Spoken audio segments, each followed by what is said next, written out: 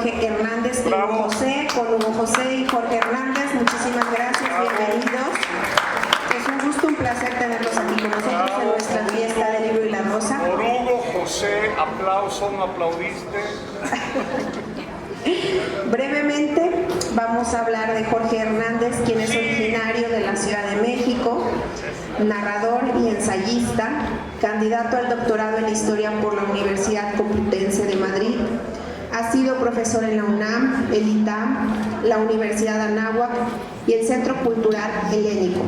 Tutor de los becarios en ensayo de la Fundación para las Letras Mexicanas, conductor del programa radiofónico Acentos. Premio Nacional Atanasio Sarabia de Historia Regional Banamex 1987 por La Soledad del Silencio. Premio Nacional de Cuento Efrén Hernández por Noche de Ronda. Colaborador en las revistas Artes de México, Cambio, FMR, Matador y Vuelta. Y en los periódicos El País, Milenio Diario, Novedades y Reforma. Su novela La Emperatriz de Lavapiés fue finalista del primer Premio Internacional Alfaguara en 1998. Un aplauso, bienvenido, muchísimas gracias. Por su parte, el doctor Hugo José es investigador del Instituto de Investigaciones Sociales de la UNAM, doctor en Sociología por la Universidad Católica de Lovaina, Bélgica, miembro del Sistema Nacional de Investigadores nivel 3, académico de número de la Academia Boliviana de la Lengua, profesor invitado por la Cátedra Alfonso Reyes en el Instituto de Altos Estudios de América Latina, profesor invitado por la Cátedra Jacques Leclerc, director de la revista Cultura y Representaciones Sociales del Instituto de Investigaciones Sociales y el CRI. Entre sus libros, Guadalupanos en París, del 2023, París a Diario, Diario de la Paz, Bourdieu en Bolivia, Formas de creer en la ciudad, La paz en el torbellino del progreso, Hacer sociología sin darse cuenta, Viajar, mirar, narrar, Creyentes urbanos, Un sociólogo vagabundo en Nueva York, Sueño ligero, Memoria de la vida cotidiana. Muchísimas gracias, doctor, bienvenido. ¡Bravo!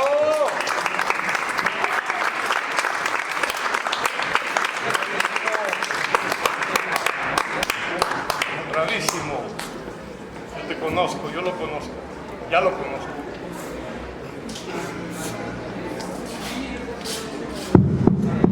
Bueno, buenas tardes. Según hasta donde tengo entendido que me acaba de decir mi queridísimo amigo Guillermo, nadie nos va a moderar, entonces, pues, ¿cómo empezarías a moderar? Empieza tú, no, empieza tú y luego yo. ¿Quién nos va a moderar? Yo respondo preguntas de geografía. Hombre, ¿con micrófono?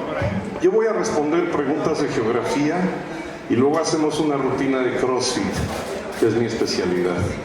Pero la charla seria la empieza Hugo. Por favor, Hugo, dinos por favor, ¿cuál es tu signo zodiacal? No, empieza. ¿Por qué lees? Ya. Ay, Jesús. Bueno, a ver, les cuento que yo no estaba, la otra vez cuando Guillermo me dijo que íbamos a venir aquí que vengamos aquí a la feria, primero no sabía que iba a estar aquí o sea, sabía, pero con tremenda autoridad, entonces dije, no, bueno, aquí con el compañero. Y estuve recontra nervioso de decir, ¿qué les voy a decir? Especialmente sin haber tantos chavos. Porque ¿cómo decirles qué siente uno cuando está leyendo o por qué uno se ha metido, digamos, en estas cosas, de cómo uno ha llegado a este tipo de cosas? Y entonces estuve nervioso durante toda la semana diciendo, ¿qué voy a decir? Y más cuando vi con quién iba a tener al lado, dije, no, bueno, ¿y ahora qué voy a decir? ¿Qué les voy a decir? ¿Qué les voy a contar sobre la escritura? Sobre todo pensando en que, ¿cómo hacerle para que agarren y se pongan a leer algún rato y digan, no, pues, qué buena onda debe ser la lectura, pensando, digamos, en... Y ahí hice una cosa que es demasiado sociológica, me van a disculpar, que es hacer, porque yo soy sociólogo de formación, unas pequeñas notas, esto les voy a comentar. Entonces, rápidamente les voy a comentar un par de cosas más para animar el espectáculo. Primero, me ponía a pensar cómo cuando estamos leyendo, cuán contra natura es leer, ¿verdad? O sea, lo más fácil es no leer en realidad, ¿no? O sea, y pensar cómo en realidad meterse a leer, a decodificar unas letras, a juntar unas letras, a hacer que esas letras se conviertan en palabras, que las palabras se conviertan en frases, que las frases se conviertan en narraciones, que se conviertan en historias y que hagan novelas como las que hace aquí mi colega. Qué cuestión más difícil y qué herencia y qué responsabilidad que tenemos, ¿no? Y por otro lado, cuán importante puede ser esto, que fíjense cómo durante algún tiempo no era común que todos leamos, ¿verdad? O sea, la lectura en realidad como una necesidad popular tiene, ¿qué quieren? Siglo y medio, tiene el inicio de la modernidad. O sea, antes de eso, la lectura estaba reservada para 4 personas cercanas a las cortes, gente de muchísima élite, de muchísima cultura, y todos los demás les valía gorro, ¿verdad?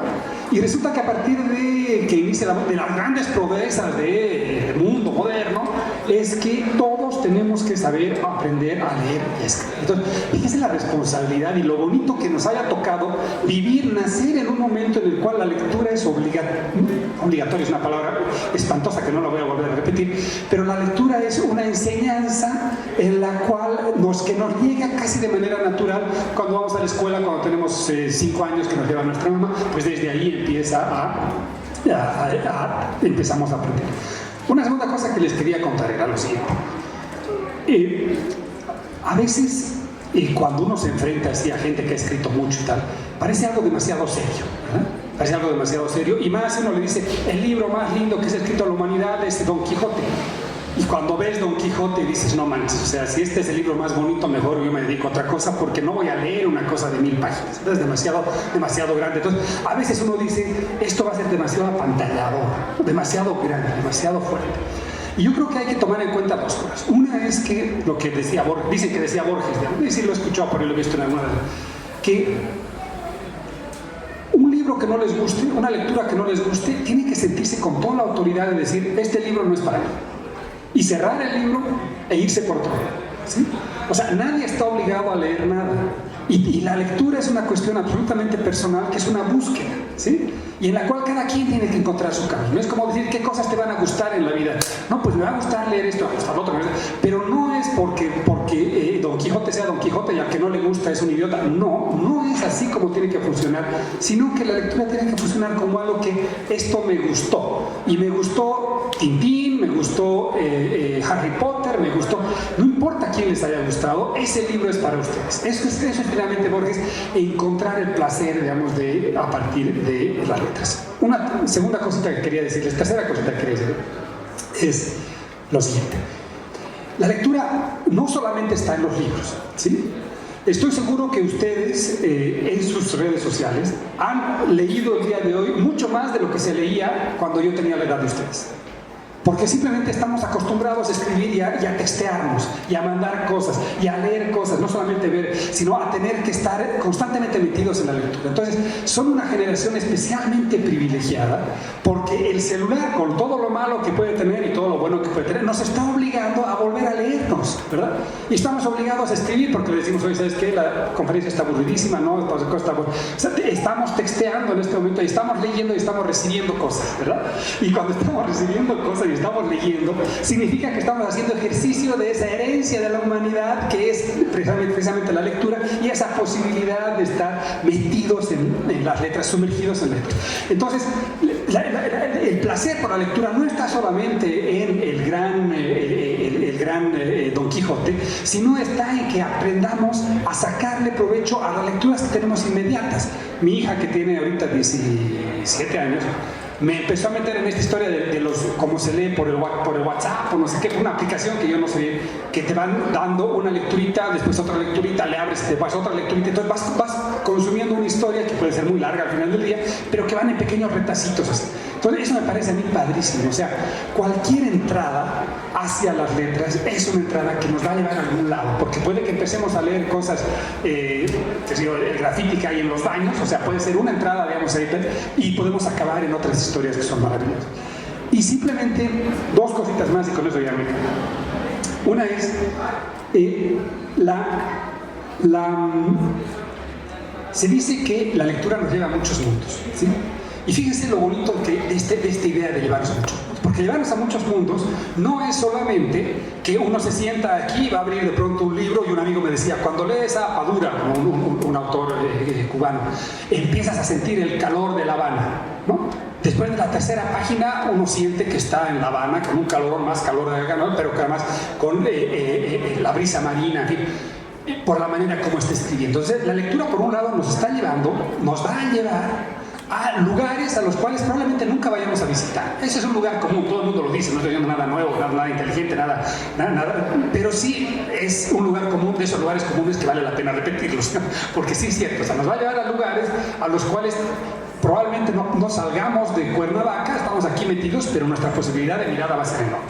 Pero a la vez nos va a liberar de conocer experiencias que no tenemos a nuestro alcance, ¿sí? Les aseguro, hay un autor que algún rato van a leer, que es Tolstoy, que escribió una novela fabulosa, se llama Ana Karenina. Y hay otro autor que decía, conozco más de Ana Karenina que de mi esposa, ¿sí? Entonces, ¿qué quería decir eso? Quería decir algo bien interesante, porque la lectura no solamente nos va a llevar hacia los lugares de ir a ver lo que pasa en La Habana, lo que pasa en Cuba, lo que pasa en Madrid, sino a la vez nos va a llevar a los lugares que no conocemos socialmente o emocionalmente, ¿no? O sea, de pronto nos vamos a encontrar, porque los escritores, ahorita nos va a decir exactamente aquí el colega escritor de verdad, cómo le hacen, digamos, ¿no? Eso yo quisiera que nos cuente cómo le hacen, pero nos van a contar cosas en las cuales no las hemos vivido y seguramente no las vamos a vivir nunca, ¿no?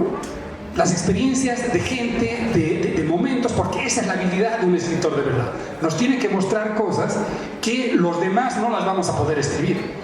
Y ellos, por su sensibilidad, nos van a mostrar ese camino, nos van a llevar a ese lugar. Entonces, ustedes quieren saber cuál es la experiencia de, ¿qué quieren? Una persona que se quedó solito en una isla y no sé qué. Lo más probable es que ninguno de ustedes se quede solito en una isla, porque es cada vez más difícil, todas las islas están llenas, hay demasiada gente en el planeta, ya no es el tiempo en el que uno se puede perder en una isla, eso sería muy raro que nos pase. Pero sí, un escritor agudo nos va a mostrar eso. ¿Quieren saber qué siente una persona que está angustiada en un drama, digamos, brutal de emigrar, digamos, de la migración, de no sé qué? Pues no la migración de acá, digamos, la migración africana, digamos, una migración distinta a la nuestra, más alejada. Aunque nunca estemos en esa situación, podemos leer a alguien que nos muestre eso. ¿Quieren leer qué ha pasado en tal periodo o tal experiencia humana que está lejos de nuestra propia expectativa, que nuestros padres no lo han vivido, que nuestros hermanos no, que nuestros vecinos tampoco? Pues se van a encontrar con algún autor, con alguna lectura que los va a llevar a esa experiencia humana que nunca la vamos a vivir, pero que sí la podemos descubrir, sentir a partir de las letras del otro. Entonces, yo solamente les diría, leer rima con placer, y esa es la idea. O sea, si buscamos los placeres, o sea, se trata de verdad de los pecados capitales, se trata de buscar los placeres.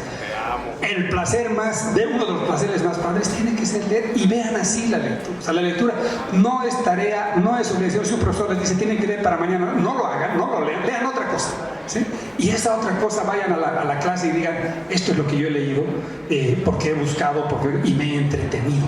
Sobre todo la idea es que después de la lectura uno diga, qué momento más padre que he pasado, ¿verdad? Eso sería para calentar motores. ¡Bravísimo! ¡Bravísimo! Tú no tenías ni idea de qué hablar y ya me diste toda la pauta, porque memoricé todo lo que dijiste y lo voy a repetir.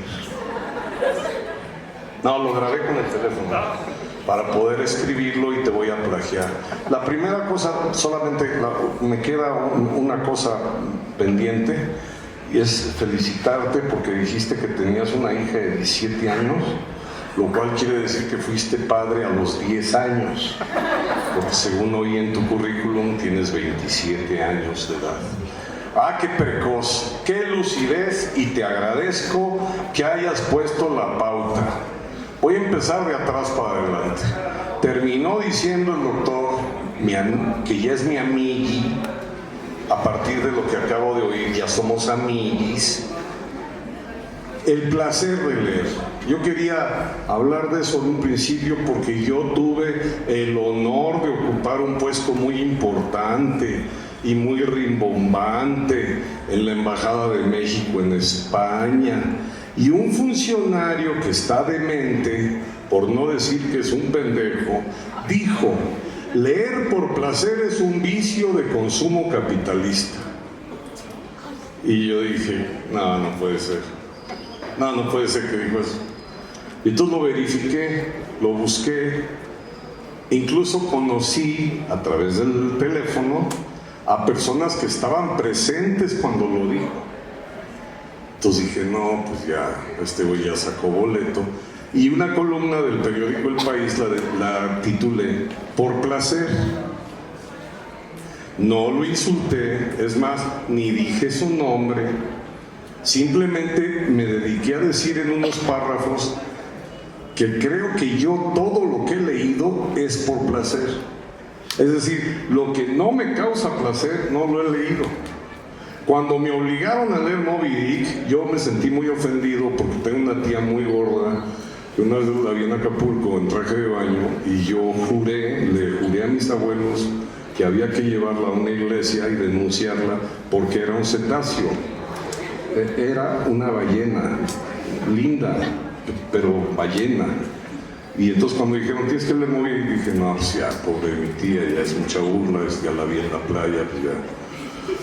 Pero luego por azar, no me acuerdo por qué razón, yo empecé a leer un libro que no tenía tapa, y hasta eso fue hace poco tiempo, ya siendo adulto. Ya no usaba el pañal, ya no era virgen, pero no tenía el principio, entonces empecé a leer un libro que estaba deshojado, esa es la razón, y me enganché. Y ya que me enganché me di cuenta que era Moby Dick. Dije, wow, la clave está en que a mí nadie me obligó a leer, esta vez lo estoy leyendo por placer. Bueno, yo publiqué ese artículo y me corrieron de mi trabajo a las 24 horas. Y ese personaje sigue cobrando un muy buen sueldo en la Secretaría de Educación Pública, pero se va a pudrir en polvos pica pica, con jugo de Miguelito y vómito de mi perro. Algún día. Me quedé desempleado y la vida me concedió que me ofrecieron chamba en una librería. Entonces, los pasados 2 años he estado trabajando en una librería en España, con lo cual he tenido, aquí entre paréntesis, he tenido que ejercer mucho la paciencia, la tolerancia. Porque, por ejemplo, un señor, estaba yo así de, bueno, incluso estaba yo más gordo y tenía la barba aún más larga y me dijo, pero usted no es la señora que estaba aquí antes, ¿no?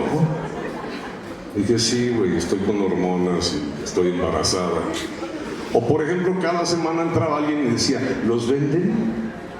No, o sea, yo vendo sardinas, pero esta es la decoración que escogió mi mamá. Pues claro que los vendo. Por eso dice librería en la puerta. Bueno, independientemente de mi intolerancia, me he dedicado estos 2 años a pensar en las cosas que acaba de mencionar el doctor y no nos conocíamos. Sí, efectivamente, es el medio de transporte más barato que hay. Yo conozco lugares que no voy a poder conocer simplemente porque los he leído. Peor aún, la Ciudad de México que yo habito en mi cabeza ya no existe. Ya no existe. Yo la leí, la viví en novelas, en poemas de Efraín Huerta. El Guanajuato, que es de mi familia, eso está en mi cabeza por haber leído chismes de mi familia y por haber leído cosas de Ibargüengoitia, que fue muy amigo de mi padre. No han leído Ibargüengoitia, léanlo hoy. Dejen todo, dejen de comer, no duerman hasta que lean todos los libros de Ibargüengoitia. Y nos vemos el jueves para un examen oral que yo voy a hacer aquí mismo. Viajar en el tiempo hasta que no inventen el iPhone con la aplicación de que le piques y te conviertas en Sor Juana. Digo, no sé si te late convertirte en Sor Juana. Yo no podría por gorda, yo sería una Sor Juana muy gorda. Pero a mí me gustaría sí conocer en persona, pues, por ejemplo, a Porfirio Díaz. Me encantaría decirle 7 cosas al oído. Mientras no inventen el telefonito que haga eso, la única manera comprobada de que lo puedo hacer es a través de los libros. Es maravilloso. Ahora, eso descontrola mucho a mis tías. A mi tía Lola le saca mucho de onda que yo le diga, no, espérate, es que eso no fue lo que dijo. Eso no fue lo que dijo Zapata. Zapata no dijo eso. Es más, yo estaba, pues más o menos como a 3 metros de distancia, y yo oí que dijo, ya nos chingamos. ¿De ver? Sí, yo oí eso. ¿Y cómo le dije? Lo leí en un libro. ¿Cómo la ves? Y mi tía dice, ¿y tenía bocinas o qué? Pues prácticamente sí, casi tenía bocinas, porque otra de las cosas que mencionó es la maravillosa capacidad de que un párrafo en tinta te haga sentir que no estás donde estás. Dime si no es una maravilla eso. Espérense que se casen. Cuando la pareja o la suegra empieza con el machete, ¿no? Y es que no he visto que te hayas cambiado de camisa en 2 días. Es que me parece que no sirve el desodorante. Es que pretendes crecer la barba, ¿hasta qué punto? Entonces yo mejor sigo en mi libro en donde estoy con Madame Bovary en París, bailando un balsecillo, dándonos unos besitos respectivamente en nuestros cuellos. He viajado y he también cometido homicidios en lo que yo he escrito. Es decir, la otra parte es escribir para hacer lo que en realidad no puedo hacer. Si yo gané la medalla olímpica, no sé si lo sepan, yo gané la medalla de oro en nado sincronizado, representando a México, siendo yo el único miembro del equipo. La explicación es de que habían corrido a 2 güeyes por falta de dinero y Ana Guevara no quiso darnos dinero extra porque lo necesitaba más ella. Y los otros 3, por cosas del sindicato, no se presentaron. Entonces yo fui el único que hizo la coreografía del Guapango de Moncayo y gané la medalla de oro. Claro, mis primos dicen, ¿de qué estás fumando, güey? O sea, ¿qué tipo de droga te estás viendo? No, espérate, güey, es que lo escribí, está escrito. Es decir, si lo lees, te lo crees.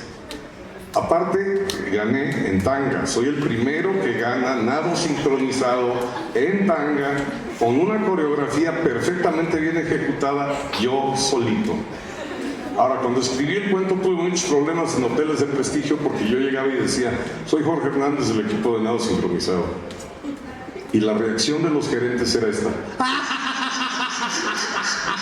Y yo decía, ¿por qué se ríe así en mi cara? ¿Así tratan a los enanos o a los albinos?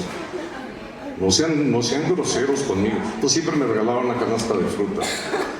Por escrito me ligué a Mónica Bellucci. Tuvimos un romance fantástico. La hice probar zapote prieto. Sí se enfermó del estómago con unos chilaquiles. Fue muy bonito el desayuno que me preparó ella todos los días que estuvimos juntos, aunque en realidad ella no se ha enterado y el marido menos. Qué bueno, pero eso está escrito. Es decir, yo a través de la literatura he podido hacer todo lo que no puedo hacer. Esa sería una de mis conclusiones.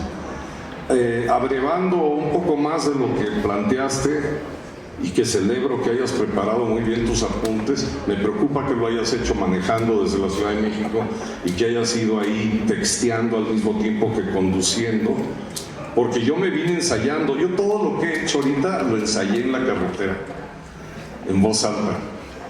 Vine hablando de la lectura conmigo mismo.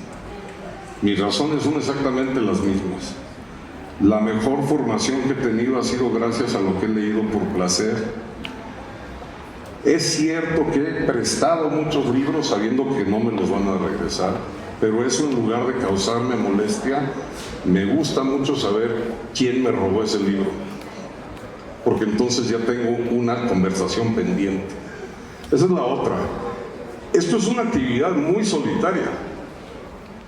La verdad es que cuando yo estaba leyendo Drácula, aunque mi familia se daba cuenta que se llamaba Drácula porque así estaba la portada, y había un güey ahí como, se parecía a Loco Valdés, con sangre chorreándole, Bueno, eso es lo único que puede ver el que estaba viendo que yo estaba leyendo ese libro, pero lo que yo estaba leyendo en realidad, el único que lo podía ver era yo.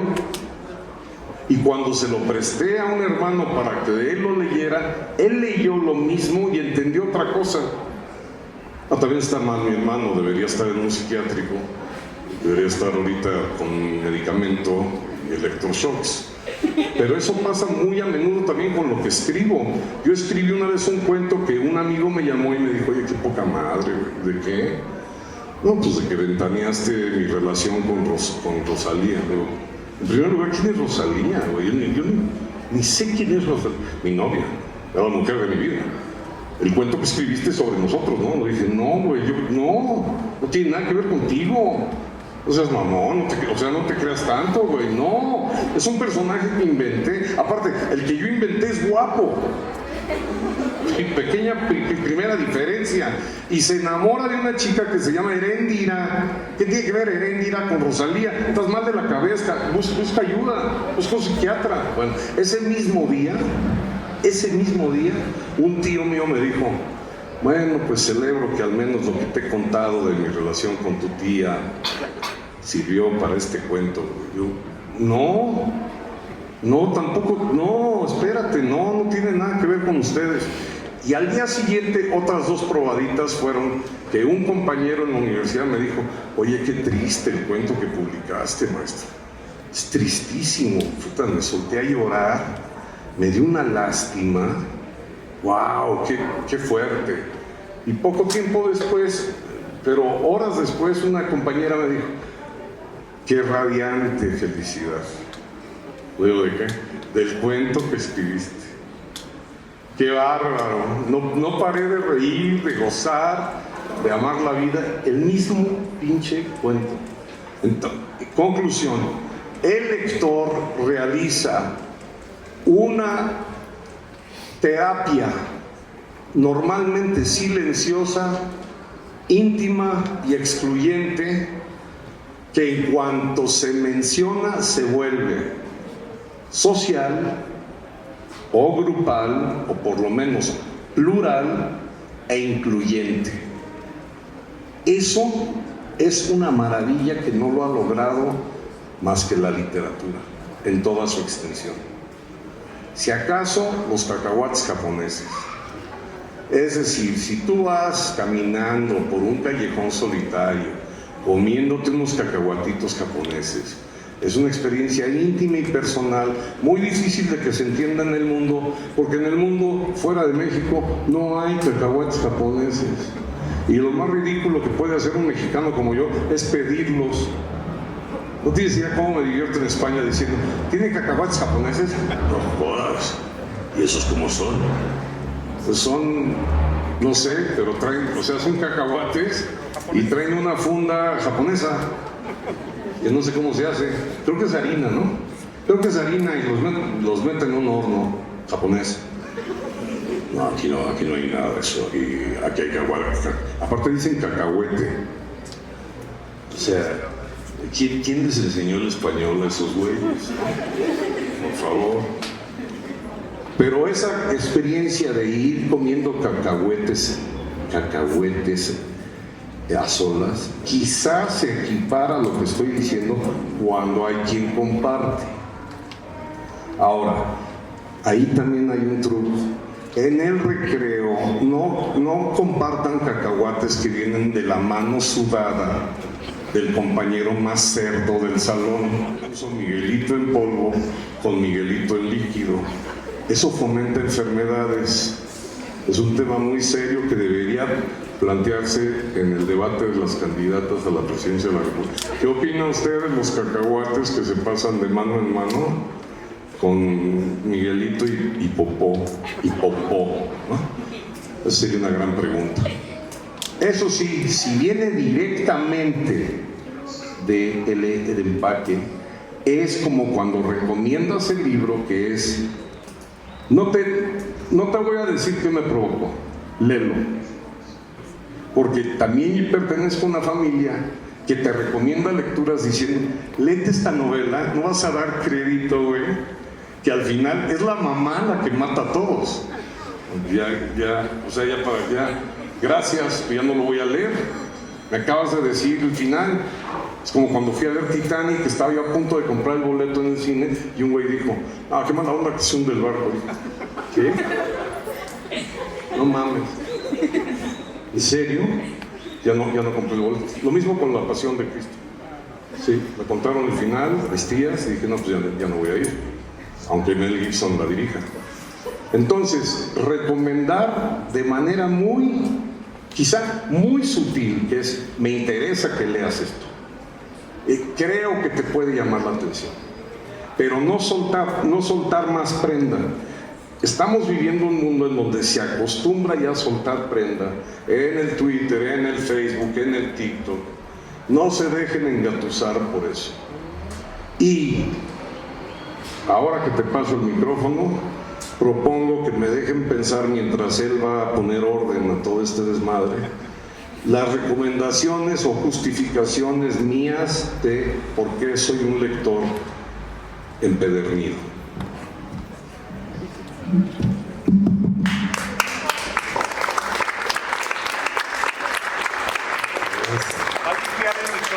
Va a limpiar el micrófono porque lo dejé todo asqueroso. No, bueno. Híjole, ¿y ahora qué puedo decir después de todo lo que has dicho? Bueno, yo les voy a contar 3 cosas, inspirado aquí en mi compañero, que por supuesto a todos nos inspira.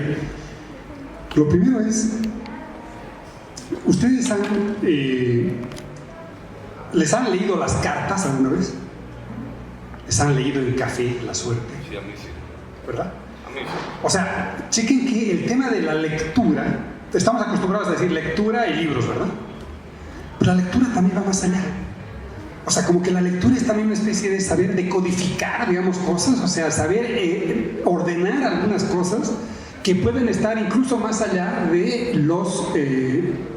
las letras. A mí me encanta el cómic, por ejemplo, ¿no? Y claro, ahí, efectivamente, ¿quién dice que no estoy leyendo cuando estoy leyendo un cómic? Que es puras figuras. No, estoy leyendo un cómic, ¿verdad? Entonces, y también hago fotografía. Entonces un amigo me decía, los que hacemos fotografía, cuando vemos libros de fotografía, estamos leyendo fotografía, estamos leyendo.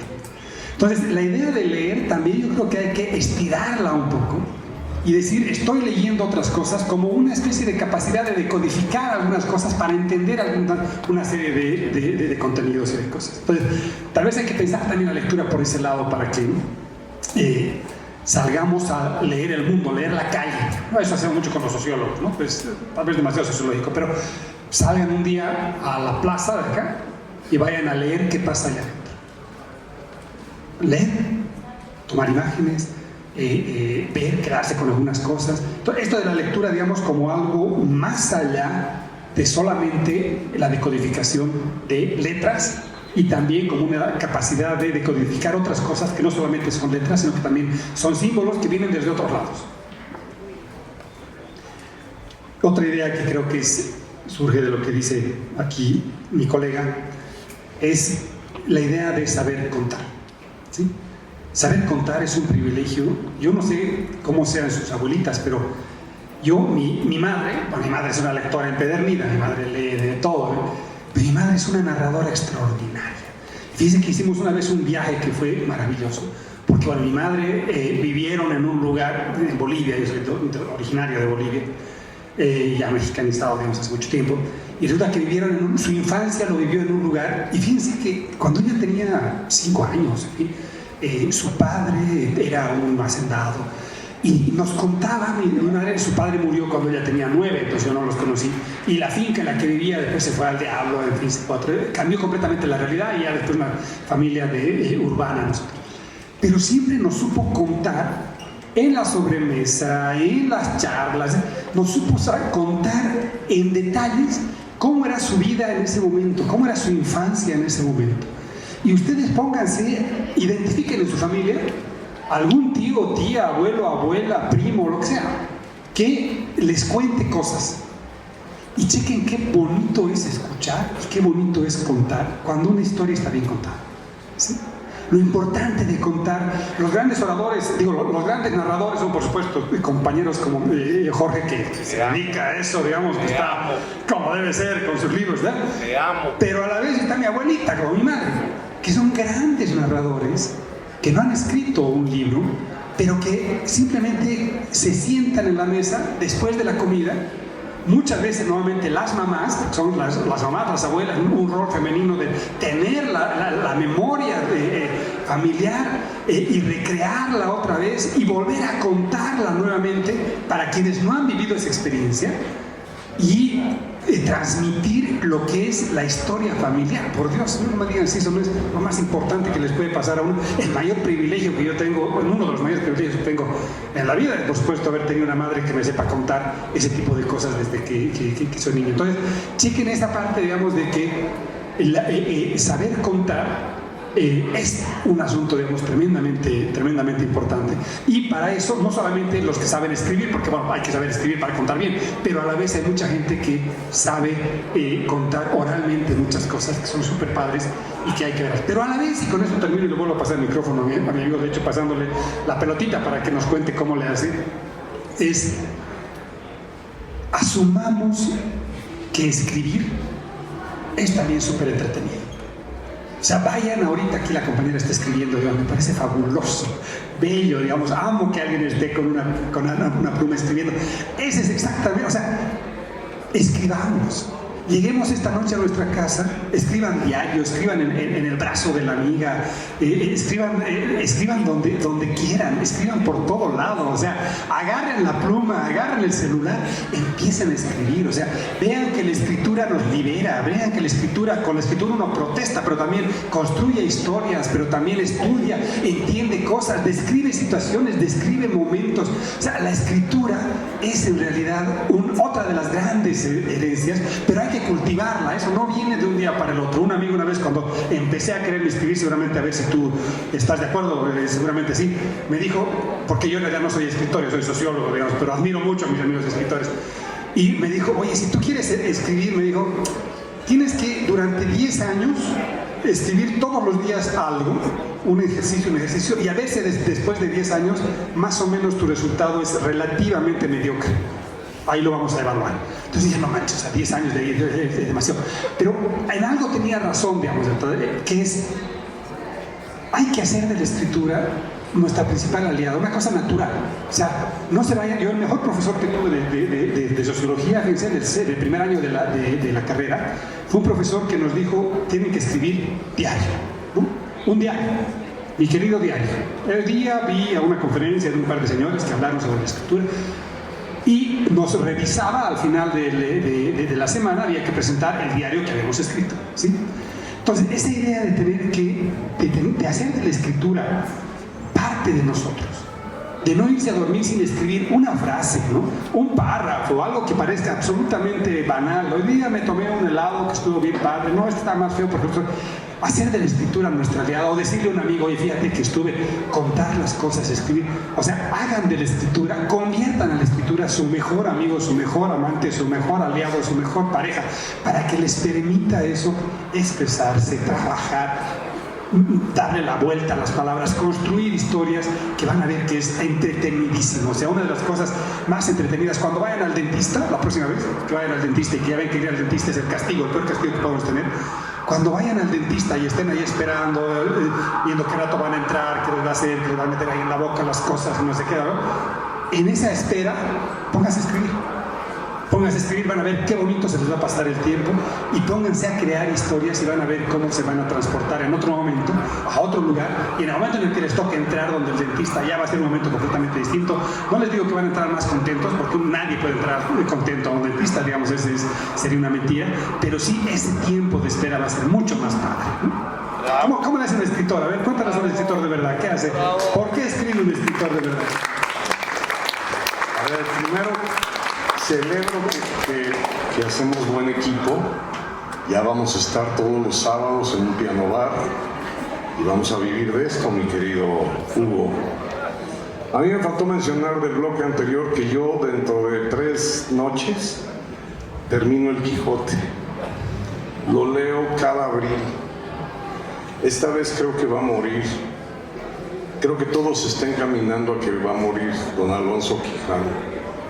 Llevo 37 años leyendo, porque no lo había leído cuando me fui a estudiar a Madrid, siendo joven, y me daba mucha vergüenza que en mi familia narraban anécdotas del Quijote y decían, ¿qué es esa parte donde Sancho dice, oye, dicen que fulano dijo que yo había dicho que lo que pasa es que tú dijiste, y entonces dijo, bueno, es que dijeron, ¿no?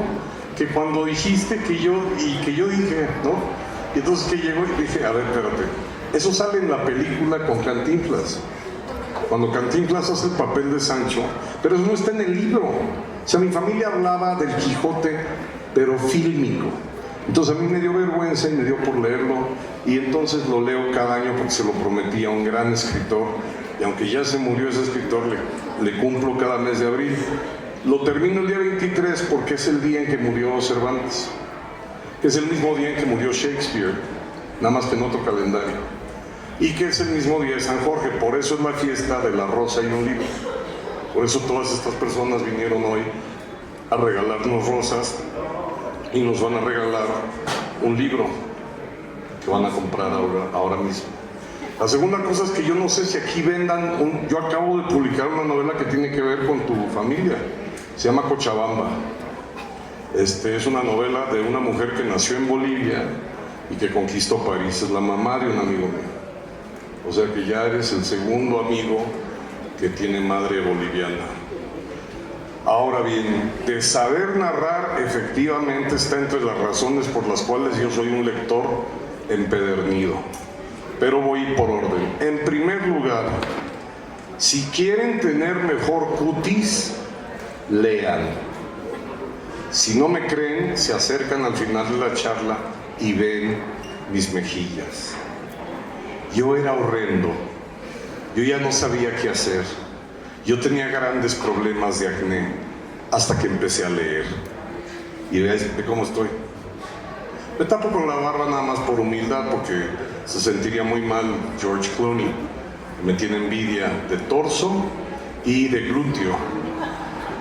En segundo lugar, leer te permite platicar mejor. Es decir, se nota quién es lector en las sobremesas o en los comentarios e incluso en los mensajes por WhatsApp. El que no lee es el que incluso está inventando palabras que no tiene por qué inventarlas. O bueno, si te divierte, hazlo, pero es una aberración. Es decir, ¿qué es QUE, no K? Además, K repetida es estiércol. De cómo narrar, yo también lo heredé de mis abuelas, en particular mi abuela Carmen.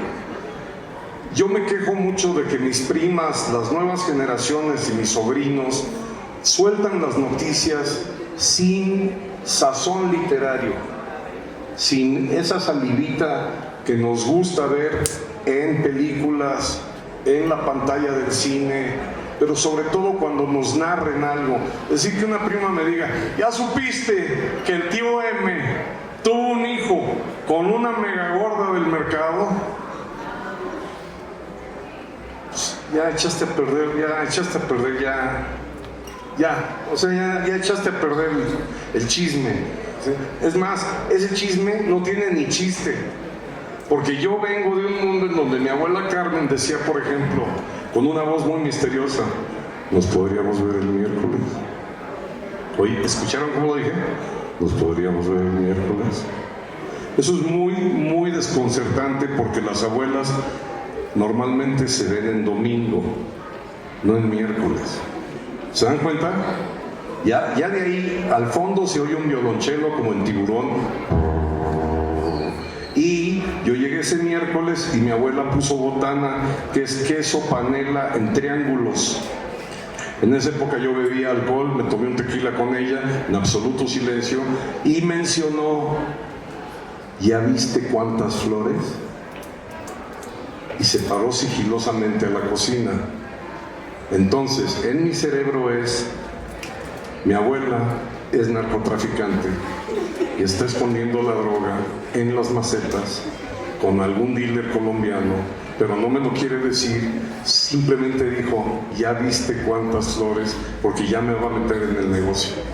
Porque de los 54 nietos al que citó fue a mí, no a los demás imbéciles. Soy yo.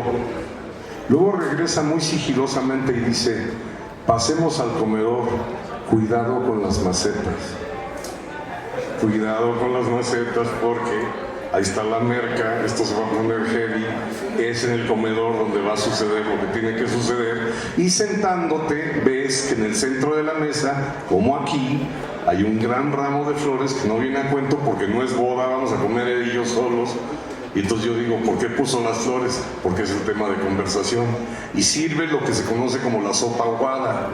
Durante la sopa aguada no dijo ni una sola palabra. Ese es un gran dato. Anota eso. La chica que está escribiendo, anota. Durante la sopa aguada no se habló. Pero durante la sopa seca, que es la misma sopa que tenía caldo, que cuando tiene caldo es aguada, si le quitas el caldo es fideo seco. Es un dato también bastante misteriosón, porque es exactamente la misma cosa, pero seca. Y ahí sí habló, ahí sí dijo, el aroma de begonias. No hay begonias en la mesa, había afuera. Ella está oliendo las flores que están afuera, quiere decir que la cocaína todavía no le destroza la nariz, que todavía tiene las papilas olfativas que le funcionan bien, porque esta drogadicta está oliendo flores lejanas. Drogadicta que es mi abuela, además. Luego, cuando se para a la cocina por lo que llama el guisado, pregunta desde la cocina, ¿quieres jaletina? Y yo digo, esto ya es para una serie de Netflix, porque en realidad se llama gelatina. ¿Por qué grita jaletina? Jale, trabajo, ¿no? Jale, la merca, ¿no? Ya me está metiendo el idioma, ya está, yo ya estoy ya encarrilado, yo ya soy Pablo Escobar Gaviria cuando regresa con la comida y sirve lo que ella considera que es la ensalada. ¿Qué es la ensalada según ella? Lechuga bañada en agua. ¿En qué libro viene que eso sea ensalada? En ningún libro viene eso. ¿Qué significa? Mensaje secreto, la hierba. El siguiente negocio va a ser la marihuana. Así lo interpreto yo. Cuando al llegar al postre dice, y te tengo tu postre, y es el mismo queso panela. Ah, tú estabas tomando apuntes, pon en la sopa seca, no, se habla solo en la sopa seca, en la sopa aguada no se habla. Ahorita vas a ver la conclusión, te va a servir para toda la vida y vas a vender fotocopias de esa hoja que estás escribiendo. El postre es el mismo pinche queso del principio, nada más que ya está cortado en cuadritos. ¿Qué mensaje es ese?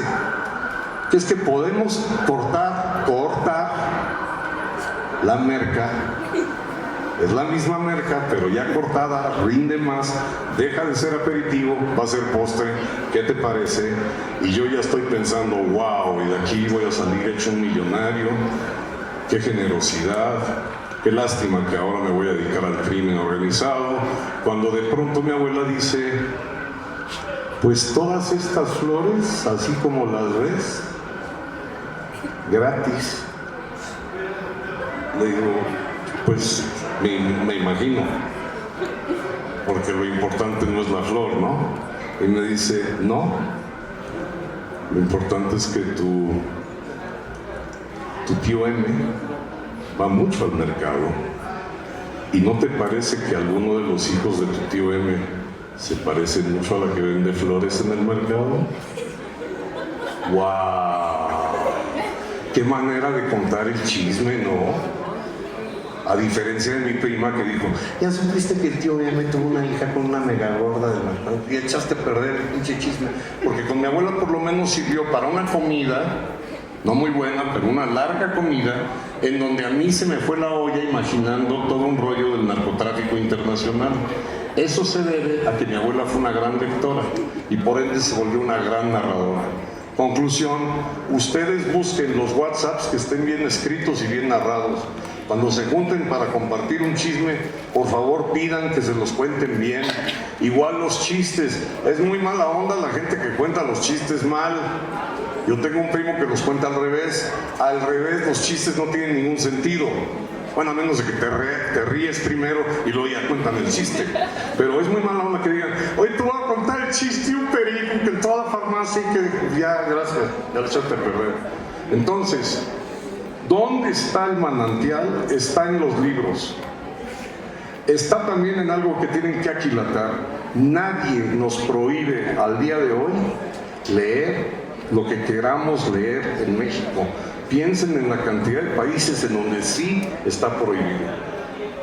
Mientras no nos prohíban, tenemos absoluta libertad de también escribir todos los días, aunque sea un párrafo o un post-it, algo que nos va a servir para sinceramente ser mejores seres humanos. Y si no, nada más vean el ejemplo. Nosotros podríamos estar ahorita en el gym haciendo nuestra rutina que acostumbramos, sudando, pasándola mal, quejándonos, yo en lo personal con el leotardo roto, y sin embargo estamos en Cuernavaca con un grupo de personas a toda madre, en medio del calorón, hablando de lo que nos nutre, y lo que realmente nos nutre está en los libros. Este país va a ser muy diferente cuando los políticos tengan un libro en la mano y que por lo menos lo mencionen. Cuando las personas, los empresarios usureros tengan a bien leer y leer el tamaño del abuso que cometen con los que no tienen. Y cuando todo el mundo tenga la oportunidad real de extender su mano y conseguir una lectura y compartirla. Por mi parte es todo. Muchísimas gracias.